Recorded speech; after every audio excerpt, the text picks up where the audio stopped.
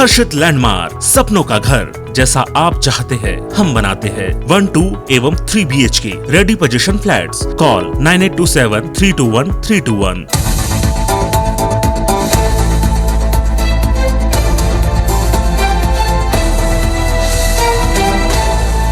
छत्तीसगढ़ में सरकार बदले 3 साल हो चुका है। 2 साल बाद फिर से चुनाव होंगे, सरकार बनेगी।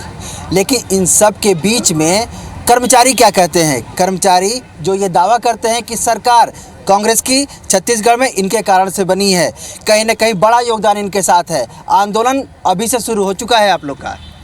जी हम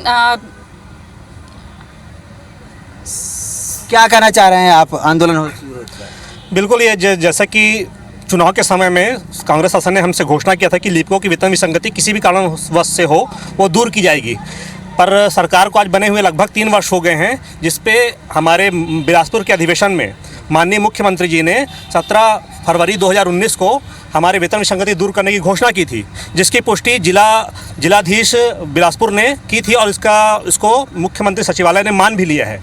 किंतु उसके बाद भी अभी कुछ महीने 1-2 महीने पहले ही वेतन विसंगति के लिए पिंगुआ कमेटी का निर्माण किया गया, जो कमेटी हमको मंजूर नहीं है। जब सब मुख्यमंत्री प्रदेश के मुखिया ने ही घोषणा कर दिया है कि लिपिकों की वेतन विसंगति दूर की जाएगी, ये वर्ष किसानों का है, अगला वर्ष कर्मचारियों का होगा, उसके बाद भी आज दिनांक तक के लिपिकों की वेतन विसंगति दूर नहीं होना बहुत बड़ा खेद का विषय है, जिसके लिए हम आंदोलन की तैयारी कर रहे हैं।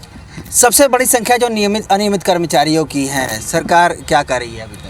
सरकार 2 साल पहले एक समिति बनाई थी और सरकार ने, सीएम साहब ने स्वयं जितने भी विभाग है सबसे जानकारी मांगी थी कितने अनियमित कर्मचारी कार्यरत हैं, लेकिन आज तक उस जानकारी को किसी भी विभाग ने नहीं दिया है। 54 में से मात्र 4 विभाग ने जानकारी दी है, अन्य 50 विभाग की कोई जानकारी नहीं। जब माननीय सीएम साहब ने कोई जानकारी मांगी, उस पर जब अधिकारी नहीं है गंभीर, तो नियमितीकरण तो काफ़ी दूर अभी दिखता है। अनियमित कर्मचारियों का एक बड़ा संख्या है। प्रदेश अध्यक्ष भी हमारे साथ हैं, मांग कर रहे हैं कि वादा पूरा नहीं हुआ है। छत्तीसगढ़ में जब कांग्रेस पार्टी की सरकार नहीं थी तो उन्होंने कहा था कि हमारी सरकार बनते ही किसानों के कर्जा माफ़ी के साथ पहले 10 दिन में अनियमित कर्मचारियों को नियमित किया जाएगा, लेकिन आज 1000 दिन पूरे होने के बाद भी हमारा वादा अधूरा है और हम लगातार अपने आंदोलन कर रहे हैं। अगर सरकार अपने 3 वर्ष पूरे नहीं होने के बाद भी अगर हमारा मांग को पूरा नहीं करती है तो हम अनिश्चितकालीन आंदोलन करने वाले हैं, जिसके लिए सरकार जवाबदार होगी। अनियमित कर्मचारी हैं, कौन कौन से विभाग के कर्मचारी हैं? क्या वादा हुआ था इनके साथ में? इसमें 54 विभाग के कर्मचारी हैं। मुख्य रूप से नियमितीकरण की ही मांग थी। सरकार ने स्पष्ट रूप से अपने घोषणा पत्र के बिंदु क्रमांक 11 में कांग्रेस पार्टी ने सरकार में आने के लिए जो उन्होंने जन घोषणा पत्र बनाया था, उसमें छत्तीसगढ़ के 36 वादे उन्होंने किए थे, जिसमें प्राथमिकता के क्रम में 11वें नंबर का जब हमारे अनियमित कर्मचारियों को नियमितीकरण की बात थी, तो आज इसकी कैसे हो रहा है ये? अगर सरकार बोलती है कि हमने 50% से भी अधिक वादे को पूरा कर लिया है, तो 11वें नंबर पर रखा हुआ वादा आज भी क्यों अधूरा है? 11वें नंबर पे रखा हुआ वादा है, पूरा नहीं हो चुका है। अनियमित कर्मचारियों के साथ साथ नगर निगम के भी कर्मचारी हैं। क्या सरकार वादा की थी आप लोग से? नहीं, अनियमित कर्मचारियों को कम से कम इतना तो आश्वासन देना चाहिए कि हाँ भाई, अनियमित कर्मचारियों को निकाला नहीं जाएगा। आज हमारे 8,500 कर्मचारी जो है ना, वो निकाले जा चुके हैं, जो सर्वथा अनुचित है। शासन की घोषणा या शासन के वादों के अनुरूप ये नहीं है और कर्मचारियों को अतिशीघ्र शासन को नियमित करने के संबंध में कदम उठाने चाहिए, अन्यथा कर्मचारियों में बहुत ज़्यादा रोष व्याप्त है। मैं जैसे नगर निगम से संबंधित हूँ, नगर निगम मतलब जनहित के मुद्दों पर सर्वाधिक काम करने वाले प्रथम पंक्ति के हम कर्मचारी होते हैं। किसी भी प्रकार का सफाई हो, पानी हो, किसी भी प्रकार का काम हो, अगर 1 घंटे 2 घंटे के लिए भी बाधित हो जाता है तो शहर में या अर्बन एरिया हो चाहे रूरल, अव्यवस्था फैल जाती है। हम चौखट से मरघट तक लगातार भिड़ कर काम करते हैं। इसके बावजूद भी स्थानीय शासन के कर्मचारियों के साथ दोयम दर्जे का बर्ताव होता है। जो शासन की जो प्राप्तियां, जो शासन आदेश कर भी देता है, वो भी हमको यहाँ प्राप्त करने में संघर्ष करना पड़ता, कठिनाइयाँ आती हैं। डीए का मुद्दा ले लीजिए, आज 17% शासन दे रही है, जबकि राजस्थान में, पंजाब में देखिए 28% उनको मिल गया है। 6वें 7वें वेतनमान के एरियर्स 60 महीने का, 6वें का, 7वें का, 27 महीने का एरियर्स हमको नहीं मिला है, जबकि यही हमारे जो सीएमओ या अन्य कर्मचारी जो पदस्थ हुए हैं वो पूरा 6वें 7वें वेतनमान का एरियर्स और वेतनमान सब सारी चीज़ पा चुके हैं। तो इसलिए मैंने बोला कि हमारे साथ दोयम दर्जे का जो बर्ताव होता है ये उचित नहीं है। दोयम दर्जे का जो बर्ताव है उसका आरोप लगा रहे हैं, व्याख्याताओं के साथ भी ऐसा ही है। हाँ, नियमित व्याख्याता है संघ का प्रतिनिधित्व करता हूँ मैं, दिलीप झा, उसका प्रांताध्यक्ष हूँ। हमारे व्याख्याताओं की पदोन्नति 2014-15 से अटकी हुई है और प्रदेश में करीब करीब जितने भी प्रिंसिपल के पद या प्रचारक के पद खाली हैं उसमें से 2/3 पद हैं जिनमें प्रभारी प्रचार काम कर रहे हैं। और विगत लगातार 1 साल से हम अपने संघ के माध्यम से और ज्ञापन के माध्यम से माननीय सचिव महोदय को, मुख्यमंत्री महोदय को हम ये ज्ञापन देते आ रहे हैं कि हमारे बहुत सारे साथी प्रिंसिपल के ग्रेड पर हैं, उस पेमेंट को वो ले रहे हैं और वहाँ उनका वेतनमान मिल रहा है, इसके बावजूद आप पदों की पदोन्नति नहीं कर रहे हैं। और हमने ये मांग की है कि जितने भी आपके कारण लगे हुए हैं, जो भी केस लगे, उनकी सबसे पहले सुनवाई की जाए और उसको तत्काल उसका निराकरण किया जाए। आपके लगातार कोर्ट में प्रकरण बने रहने के कारण, आश्वासन ना देने के कारण या जवाब ना देने के कारण हमारा पदोन्नति मामला लंबित है। तो व्याख्याताओं की सर्वप्रमुख अभी मांग हमारी ये है कि हमारे व्याख्याताओं की जो 15 से पदोन्नति अटकी हुई है वो हमारी पदोन्नति पूर्ण की जाए। व्याख्याताओं के साथ साथ यूनिवर्सिटी के भी यहाँ कर्मचारी हैं, किस तरह से वहाँ पर समस्या आप लोग को है? हमारे विश्वविद्यालय में ही नहीं, समस्त विश्वविद्यालयों में 7वें वेतनमान का स्वीकृति आदेश नहीं मिलने के कारण से एरियर्स वगैरह पूरा बंद हो चुका है। हमने शासन को ये मांग की है कि अतिशीघ्र स्वीकृति आदेश दे और एरियर्स का भुगतान करें, लेकिन अभी ये स्वीकृति आदेश आए और इसी के नाम से विश्वविद्यालय में लगातार अभी धरना प्रदर्शन और हड़ताल हुआ है। इसी को देखते हुए राज्य शासन ने ये आदेश जारी जरूर किया है, लेकिन अभी एरियर्स का भुगतान नहीं हुआ है। कर्मचारियों के अनुकंपा नियुक्ति के मामले में कोरोना काल में जितने कर्मचारी हुए हैं, चंद 2-3 कर्मचारियों को छोड़ के सारे कर्मचारियों के परिवारों को अभी अनुकंपा नियुक्ति नहीं मिली है। अनुकंपा नियुक्ति नहीं मिली है, डीए नहीं मिल रहा है, तमाम समस्याएं हैं, सरकार कहाँ फंसी है? देखिए, जितने कर्मचारी संगठनों से आप राय ले रहे हैं, एक ही नारा है, अभी तो ये अंगड़ाई है, आगे और लड़ाई है। सवाल इस बात का है कि राज्य सरकार जो अपने घोषणा पत्र में की है, देखिए 2019 के जो कमेटी बने थे उसको यही नहीं मालूम कि प्रदेश में कितने अनियमित कर्मचारी हैं। दिवाली के समय महंगाई भत्ता देंगे बोले, इन जितने भी हमारे मांग है, अनुकंपा नियुक्ति का आदेश तो जारी हुआ लेकिन शून्य बटे सन्नाटा।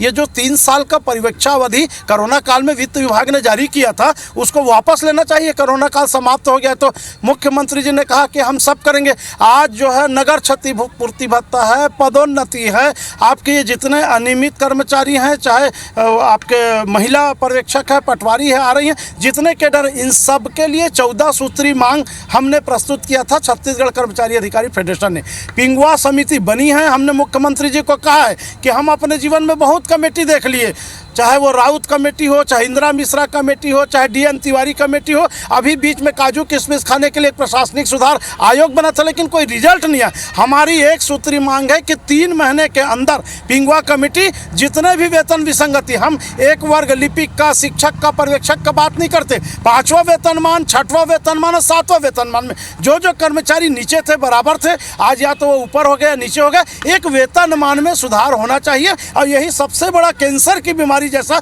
वेतन विसंगति है। इसके लिए हम लोग प्रयास कर रहे हैं और अभी दिवाली के समय मुख्यमंत्री जी जो वादा किए हैं 11% में महंगाई भत्ता दूंगा। सबसे बड़ा दुर्भाग्य हमारे प्रदेश के पेंशनरों को महंगाई भत्ता इसलिए नहीं मिल रहा है कि आज हम अभी भी मध्य प्रदेश के अधीन है। ये खुशी की बात है कि 15 तारीख को उद्घाटन हुआ है पेंशनर सेल का, उसमें अब जल्दी प्रदेश के कर्मचारियों को लाभ मिलेगा। कुल मिलाकर के चुनावी घोषणा पत्र में किए गए वादे को अमली जामा पहना करके प्रदेश के कर्मचारियों के समस्या का निदान मुख्यमंत्री जी को करना चाहिए। अनियमित कर्मचारी हो, अन्य कर्मचारी हो, उनकी समिति बनी है, लेकिन आंगनबाड़ी ये फंसा हुआ है मामला।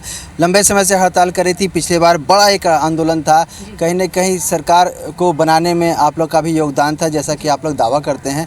कहाँ वादा पूरा हो चुका? बिल्कुल, जैसा कि हम लोग शुरू से सोच रहे थे कि सरकार हमारे लिए सकारात्मक सोचते हुए 50 दिन के आंदोलन के बाद हमारी मांगों को तुरंत पूरा करेंगे। और वो हमारे पंडाल में भी आकर बोले, वो हमेशा कहते थे कि आप लोग की मांगें जल्द से जल्द पूरी करेंगे, इस बार किसानों की और अगले बार आपकी। तो वो वादा कहीं ना कहीं 3 वर्ष बीत चुके हैं लेकिन अभी तक पूरा होता नहीं दिखाई दे रहा, जिससे पूरे प्रदेश भर की 1.5 लाख आंगनबाड़ी कार्यकर्ता सहायिका बहुत दुखी और आक्रोशित है। इसी कारण से हम लोगों ने तीजा के दिन निर्जला उपवास रहकर भी एक तपस्या पूर्ण आंदोलन किया हम लोग। उसके बाद 30 तारीख को भी हमारा जिला स्तरीय आंदोलन था। वहाँ पर भले संचालनालय से अधिकारी वर्ग आए और आश्वस्त किए, लेकिन उस आश्वासन में भी कलेक्टर दर करने की घोषणा को पूरा नहीं किया गया। तो हम मांग नहीं रहे क्या कलेक्टर दर पे आप लोग को? क्योंकि बात कई बार हो चुकी है, कई दौर की बैठक हो चुकी है, मान नहीं रहे क्या आप लोग? नहीं, बिल्कुल 3 वर्ष हो चुके हैं, हमारी चप्पलें घिस गई हैं संचालनालय, मंत्रालय और सभी मंत्रियों के पास जाकर, लेकिन कलेक्टर दर कहाँ अटका है वो हमको नहीं पता। हम चाहते हैं कि जन घोषणा पत्र में खुद TS सिंहदेव जी हमारे पास आए थे और उन्होंने खुद लिखवाया था कि जन घोषणा पत्र में आप लोग का कलेक्टर दर होगा, लेकिन आज कहाँ पर रास्ते पर अटका ये दिख रहा नहीं है। तो हम चाहते हैं कि जल्द से जल्द सरकार हमारी जन घोषणा पत्र में जो वादे किए थे कलेक्टर दर करने का उसको पूरा करे। अतिथि व्याख्याता संघ के लोग भी हम लोग के साथ आए हैं। 3 मांग इनकी, हमारी मांग है 3 मांग। अविलंब नियुक्ति के साथ 11 माह की पूर्णकालिक अवधि, एक मुश्त मासिक वेतनमान, हस्तांतरण के जो सुरक्षित स्थिति है उस पर 65 वर्ष की जो अस्थायी नौकरी चाह रहे हैं। कहाँ फंसी है फाइल?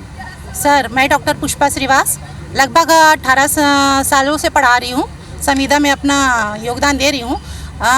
हमारी जो नियुक्ति हुई थी सबसे पहले तो संविदा से हुई थी। संविदा हमारा एक वो रहता है जिसमें से संविदा से रेगुलर किया जाता है। इससे पहले भी एड हॉक से रेगुलर किया गया था कई असिस्टेंट प्रोफेसरों को। सर, ये कहना चाहिए कि हमारा एक हम कहेंगे कि बड़ी जो अभी कहा गया है कि कांग्रेस ने अपने घोषणा पत्र में जो कहा था कि जो दैनिक वेतनभोगी हैं या अनियमित कर्मचारी है जो भी हैं उनको सबको रेगुलर किया जाएगा, तो वो साफ अपने घोषणा पत्र से मुकर गया।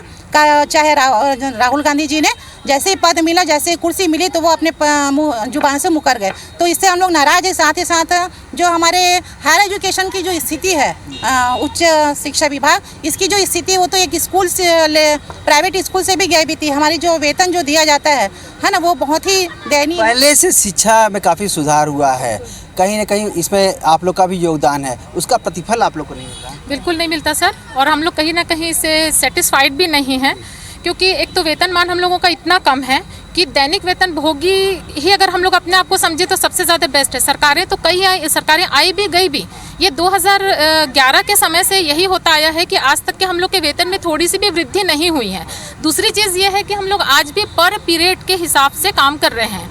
कभी जब हम एक्स्ट्रा क्लासेस लेते हैं, हम ऐसे शिक्षक हैं जो अपने बच्चों के भविष्य के लिए हम लोग ने कभी क्लासेस गिन के नहीं पढ़ाते हैं सर, ज़्यादा से ज़्यादा हम क्लासेस लेते हैं, तब उसका कुछ भी वो नहीं होता। लेकिन जब वेतन देने का नाम आता है तो हर बार महाविद्यालयों में 2 क्लास 3 क्लास बोल के वेतन बना लिया जाता है।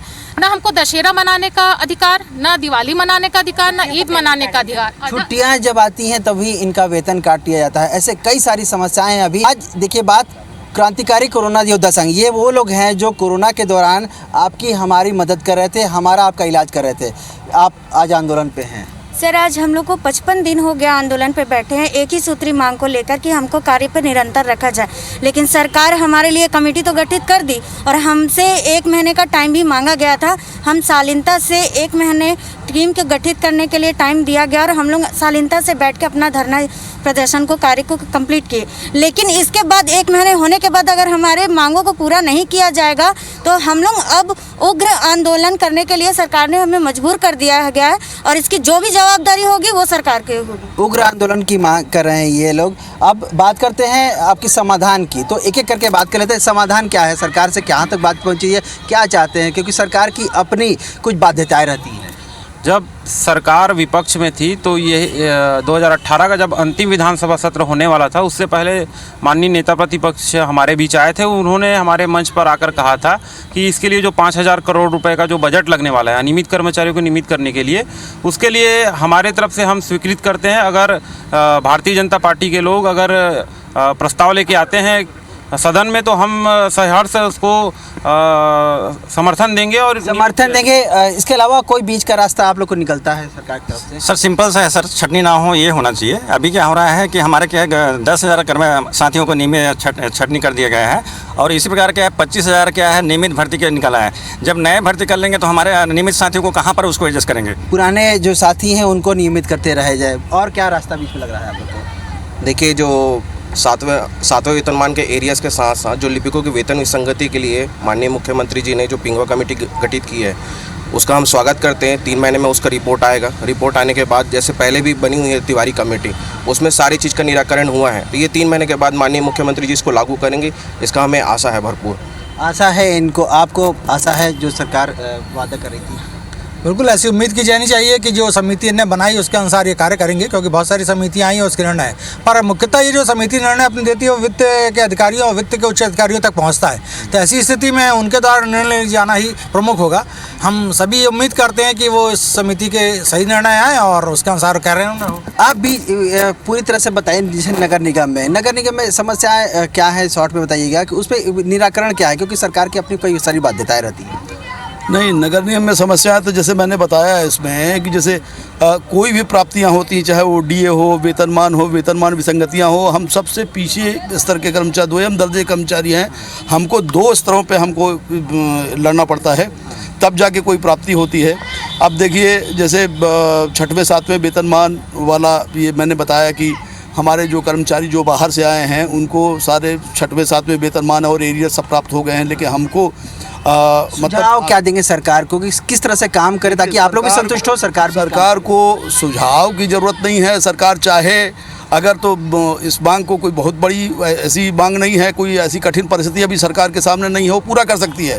सकारात्मक सोच की ज़रूरत है। बाकी समाधान इसका यही है कि सरकार चाहेगी तो कर देगी। सरकार चाहेगी तो कर लेगी, नगर निगम के कर्मचारी बता रहे हैं। आप लोग क्या भी ऐसा कुछ बताओ? हमारे विश्वविद्यालय में जो समस्याएं जो पैदा हुई है या पैदा होती रहती है, उसके समस्याओं के समाधान के लिए देश के राज्यपाल, मुख्यमंत्री, मुख्य सचिव, उच्च शिक्षा मंत्री सारे को निवेदन कर चुके हैं कि आप विश्वविद्यालय में एक कर्मचारी प्रतिनिधि को कार्य परिषद सदस्य बना दीजिए, हम सारी व्यवस्थाओं को दूर कर देंगे। अपने उससे कार्य परिषद समिति में आना चाहते हैं, आप क्या चाह रहे हैं? हम ये चाह रहे हैं कि जितनी जल्दी हो सके जो भी छटनी हो गई 7,000-8,000 जो कर्मचारी हैं उनकी वापसी हो, जिसमें कोई खर्चा नहीं आना है। साथ में जो नियमितीकरण वाली बात है उसको भी जितनी जल्दी हो सके सरकार उसमें नियमितीकरण की बात करें। आप क्या मांगें? मेरा सिर्फ निवेदन है कि छत्तीसगढ़ राज्य सरकार की नीयत साफ होनी चाहिए, इच्छा शक्ति होनी चाहिए। उच्च शिक्षा के जो अतिथि व्याख्याता बैठे हैं, नेक टीम को इसलिए यहाँ पर ग्रेड नहीं मिलता क्योंकि वहाँ पढ़ाई लिखाई नहीं होती। नेक टीम का सा यहाँ कुछ शिक्षा विभाग और तमाम प्राचार्य ये सोचते हैं बिल्डिंग की लिपाई पुताई करा दो और नेक टीम को मिल जाएगा। इनको रेगुलर करना चाहिए। जहाँ तक अनियमित कर्मचारी, नियमित तो ये है, मेरा कहने का ऐसा था 58 डिपार्टमेंट जब आपको कर्मचारियों की आवश्यकता है, इनसे काम आप ले रहे हैं तो नियमित क्यों नहीं करते? 58 डिपार्टमेंट में काम करें, नियमित क्यों नहीं कर रहे हैं? एक बात, बड़ी बात की है। देखिए, यहाँ पे सबसे बड़ी बात है सरकार की इच्छा शक्ति की। अगर आप 1,80,000 कर्मचारी की बात करेंगे तो 65,000 कर्मचारी ऐसे हैं जो अंशकालीन मांग रहे हैं, नियमितीकरण नहीं मांग रहे, अंशकालीन से पूर्णकालीन होना चाहते हैं। और 50,000 कर्मचारी ऐसे हैं जिनको 1 शॉट में नियमितीकरण दिया जा सकता है। बाकी जो हमारे आउटसोर्सिंग के भाई है, जिनके लिए सरकार ने ऑलरेडी घोषणा की है कि हम ये जो आउटसोर्सिंग बंद कर देंगे, तो इन पूरी प्रक्रिया में हमें समझ में आया कि सरकार की इच्छा शक्ति में कहीं ना कहीं कमी है, शक्ति कमी है। आप क्या कर रही हैं? मध्यस्थ बात क्या होगी? हाँ बिल्कुल, हम तो कलेक्टर दरी चाहेंगे। सबसे पहले तो शासकीय कर्मचारी हमको घोषित करे, लेकिन ठीक है नहीं करते हैं तो जल्द से जल्द अन्य राज्यों में जैसा बढ़ा हुआ है, कम से कम आंगनबाड़ी कार्यकर्ता सहायिकाओं की इतना कम मानते हैं, तो कलेक्टर दरी जल्द से जल्द करे। कलेक्टर दरी संतुष्ट हो जाएंगे आप लोग? जी सर, हम चाहते हैं कि हमारे जो अनियमित कर्मचारी जिनकी छटनियाँ हो रही हैं तो उनकी छटनी रोक कर आपने जो जन घोषणा पत्र में जो वादा किया है उसे पूर्ण करने के लिए जो रिक्त पद हैं उसमें समायोजन किया जाए। समायोजन की बात कर रही हैं आप लोग भी आई हैं, क्या कर रही हैं आप? स्थानांतरण से हमको बचाए और क्या थे, एक मुफ्त वेतन दो। यूजीसी के जो कैटेगरी में जितना वेतन आता है वो हमको मिलना। अतिथि व्याख्याता संघ कह रहा है कि इनको जो यूजीसी गाइडलाइन है उसके हिसाब से वेतन नहीं मिल रहा। सर, हम लोग अतिथि व्याख्याता जितने भी हैं पूरे छत्तीसगढ़ में 3,000 जो भी है ना, तो इसमें से जो भी हम लोग अतिथि व्याख्यातागण जो पढ़ा रहे हैं उनको एक मुफ्त मासिक वेतन दिया जाए और स्थानांतरण से हमको सुरक्षा प्रदान किया जाए और 11 माह की अवधि तक हमको कार्य में रखा जाए। इनको मिलता रहे, उसका जो वेतन है उसको मिलता रहे, एक मांग है इनकी फेडरेशन की तरफ से। आप बताइए क्या है मामला पूरा? बीच में मध्यस्थ रास्ता क्या निकलेगा कि ये भी संतुष्ट रहेंगे, सरकार पर ज़्यादा भार नहीं पड़ेगा? देखिए, कर्मचारी को संतुष्ट करने के लिए बहुत सारे रास्ते हैं। 47,000 स्कूल सफाई कर्मचारी हैं अनियमित में से, तो वो 47,000 नियमितीकरण की अभी बात नहीं कर रहे हैं, वो केवल अंशकालिक से पूर्णकालिक करने 2,000 से 10,000 देने की बात कर रहे हैं। तो 1.5 लाख में 47,000 कम हो गए। बाकी अनियमित कर्मचारियों को ऑलरेडी आप 8,000 10,000 दे रहे हैं, 2-2 4-4 हज़ार बढ़ाएंगे, वो नियमित हो जाएंगे। छत्तीसगढ़ कर्मचारी अधिकारी फेडरेशन निरंतर मुख्यमंत्री से संवाद करके कमेटी के समझ ये सारी समस्याओं के समाधान के लिए अपना प्रस्ताव रखेगा, सुझाव रखेगा, और उम्मीद है कि कमेटी बाकी कमेटी टाइप का सिद्ध ना होकर के क्विक निर्णय लेगी, अच्छा निर्णय लेगी, कर्मचारी और सरकार दोनों के हित में निर्णय लेगी। कर्मचारी और अधिकारी बीच में ये बात करें कि सरकार के सामने कई सारी समस्याएं होती हैं, ये मानते हैं, लेकिन उनका ये भी कहना है कि इनकी अपनी भी समस्या है। सरकार मध्यस्थ करे, बातचीत करे और इनकी जो समस्या है उसका समाधान करे, ताकि इनको ज़्यादा परेशान ना होना पड़े। होली, दिवाली या अन्य त्यौहार आते हैं, आर्थिक तंगी से गुजरते हैं। इसके अलावा कई सारी जो समस्याएं हैं, जैसे नौकरी को लेकर के है, भविष्य को लेकर के, ये सारी जो समस्या है वो दूर हो। सरकार से चाहते हैं कि वादा जिस तरह से किए हैं वो हमारा वादा पूरा करें। आज के एपिसोड में इतना ही। अगले फिर नए एपिसोड में नए मुद्दे के साथ आपसे मुलाकात होगी। तब तक मुझे दीजिए इजाज़त। नमस्कार।